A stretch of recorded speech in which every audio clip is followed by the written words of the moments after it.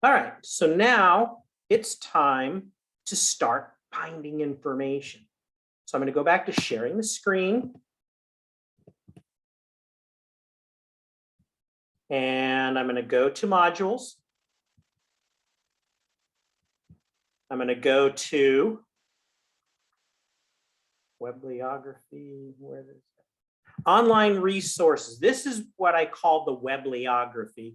That's a word, a made-up word from an old system that used to be called eCollege that we used at Hartnell a number of years ago. So I kind of like the catchiness of Webliography. It's a bibliography of websites. So I kept that, but online resources, some useful links is where you would find that information. So here's my online resources Webliography. I'm going to download that, open it up, and I'm going to say view page width.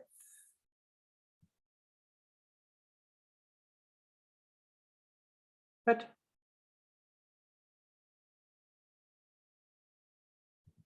there it is. Looked a little different there.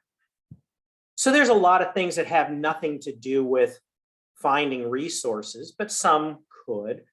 The American Phytopathological or Plant Disease Society, they're a great resource. Asparagus Commission, Cal Poly, Pomona, Cal Poly SLO, California Department of Pesticide Regulations, if anybody wants to become a pest control advisor. Again, go down through this. There's some great things. The citation machine. How do you cite things in MLA or CSE or APA format? Chico, one of the colleges I went to. Now, as you go down through this list, there's tons of useful things, but there are some specific things. UC Davis Ag and Natural Resources Catalog. These are publications, literally publications from UC Davis, or the UC system, I should say, not just Davis. So searching their books and references, you want to be careful, because if you try to be too specific, this is not like searching Google where you have millions of things. They have literally hundreds of things. But if I search for lettuce, for example, if I did that on Google, it would be 1 billion hits. But there's 5 things on lettuce. Are any of them related to this class? These are production, integrated pest management, guidelines, loose leaf lettuce production, powdery mildew on vegetables. So nothing that strikes me. I still wanted to point this out, this catalog site, because it's so valuable for so many things. There's some great publications, even though the UC Ag and Natural Resources publications probably doesn't have too many things useful for this class. It still does have some, and I've had some great citations from that. UC Davis cost studies, that's more production. This one, however, number 33, UC Davis Post-Harvest Technology Program. And this is absolutely phenomenal. Did I go to the right one? Yes. So here's the Post-Harvest Center. And this is right up the alley of this class. This is exactly about this class, post-harvest technology. And so they have workshops and information. They have public publications. They have researchers that do their professional articles and other things. So there's so much that you can find on this Post-Harvest Center site. More than any other class I teach, this is the class for this website, number 33 on my list. What else works here? Department of Agriculture, Agricultural Research Service. I'm not going to go to that site, but here's the general ARS, Agricultural Research Service website, and then the specific site for what they're doing right here in Salinas. Tons of researchers, tons of information, tons of potential to get ideas. Once you have ideas, you can find resources. All right, so that's the Webliography, some links that could be useful. One that's not specifically in there, www.hartnell.edu/library. Our own library website. When you go to our own library website, there is a column of links, how to cite information. And if you're really a beginner, go to the tutorial, or not the tutorial, the Panther Learning Lab for tutorial assistance or training assistance. So how to cite information is a great research assistance. Research paper assistance is another place. What do you think you're going to find there? Research paper writing assistance. And the biggie, research resources. Open a new window, and here is the research resources. The very first one is Academic Search Complete. It's probably pretty small on your screen, but it's the very first one on the list of research resources. There's another one called EBSCOhost, which is almost identical, but slightly different in its content. There's Science Direct and ProQuest newspapers. If there's something that you think, if you're doing a topic that might have news value, you might look in ProQuest newspapers to see things that may have been written about it. So maybe you're going to cite a newspaper article about some E. coli problem that happened in peanut butter manufacturing. That was a big story, I don't know, 15 years ago or something. And it really was one that kind of launched part of our current food safety situation. So I'm just going to go to Academic Search Complete. Now I'm not on campus at the moment, so it's going to ask me for my student faculty ID. You would put your student ID. Once you enter your ID, it lets you in. And so, I don't know, lettuce.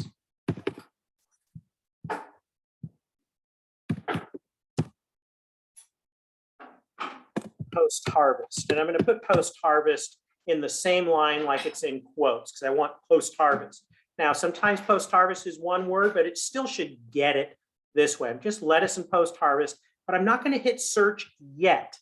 I want to apply related words. So if I'm searching agriculture, it will also find agricultural as an example. I want to search within the text. I don't want just keyword searches. I want to search the text. Okay, so it's important to check these boxes to find everything you want. So this is expanding the search, related words and search within the text. Next, I want to make sure that I only find articles for class that have the full text within Academic Search Complete or EBSCOhost. I only want the articles where the article's actually there. Sometimes you'll find the perfect article and all they have is the title and the abstract. They don't have a copy of the article in the database, which means I've got to go to a library, beg the librarian to help me. And how do I get a copy of this article? Sometimes you have to pay for it. Sometimes they can find it for you. Rather than worrying about that and finding the perfect article that you can't get your hands on, just full text. Then you can always download the whole article. The other box that I think you should check, they moved it here. Oh, it was right under it. I was looking right at it. Used to be on the right on my other computer. Now it shows up on the left. But scholarly peer-reviewed journals. This one I would suggest you do the search with and without checked for this class. For my plant science class, I say leave it checked all the time.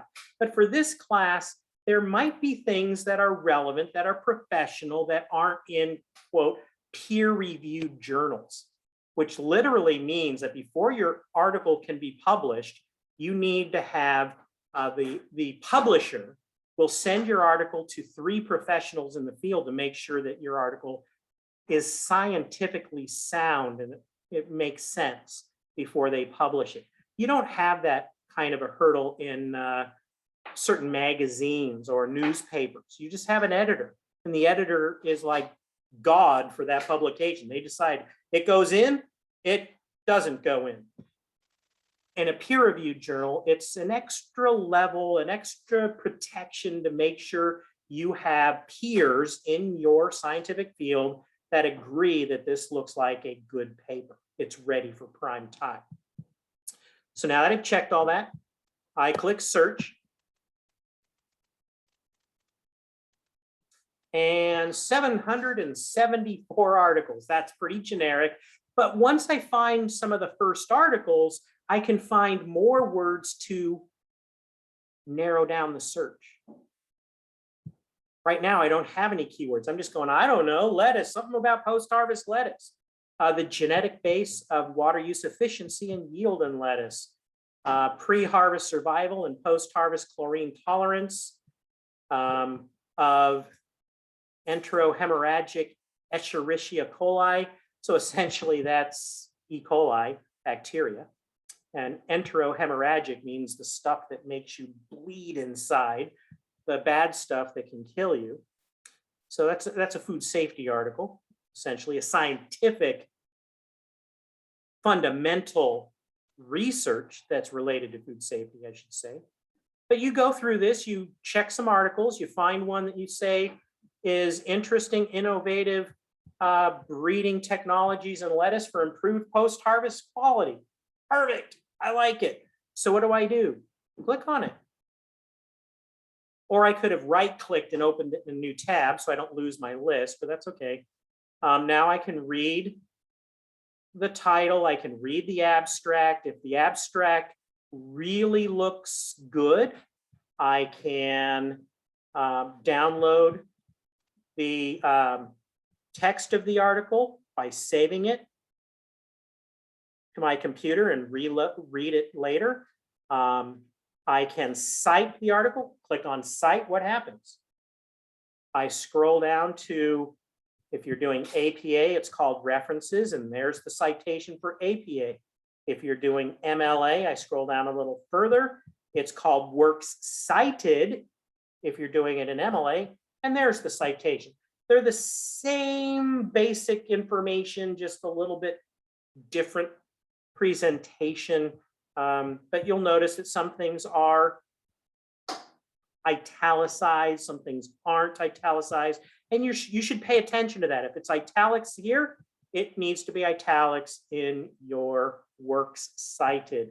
Those kinds of details are important. So that's EBSCOhost or Academic Search Complete. They actually are the same search engine, just I think they have slightly different catalog information. That might not be true anymore with Hartnell. They might have merged where they're the same thing. What about Google? I can search something in Google, let's say lettuce post-harvest and breeding. And then I'm going to add something, and it's a little hard to see, but I'm going to add cite, S-I-T-E, :edu. That's a site filter, so it will only open edu or educational sites. I click on search. Now you can see a little bit more of what I did. There's no spaces, just cite: :edu. Of course. Now it also says, did you mean post-harvest together? Well, I could click on that to see if that changes the results. But now here's a bunch of different articles related to post-harvest breeding of lettuce, or at least that have those keywords in it. I could also do cite : .gov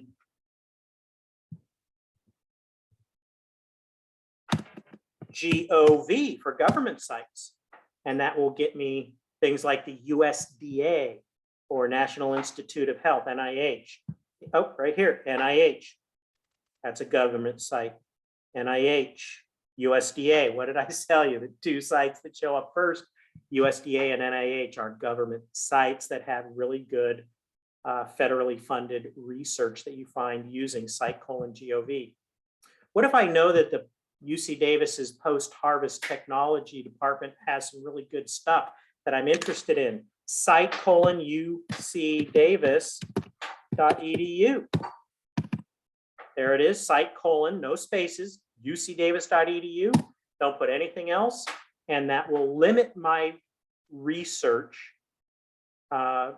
Google searches, to only sites or articles, pages at ucdavis.edu.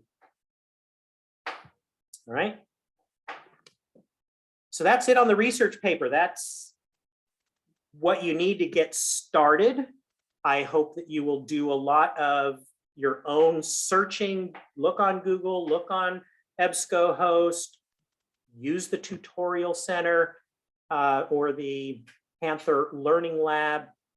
Go to the library if it's accessible to see if a reference librarian can help you.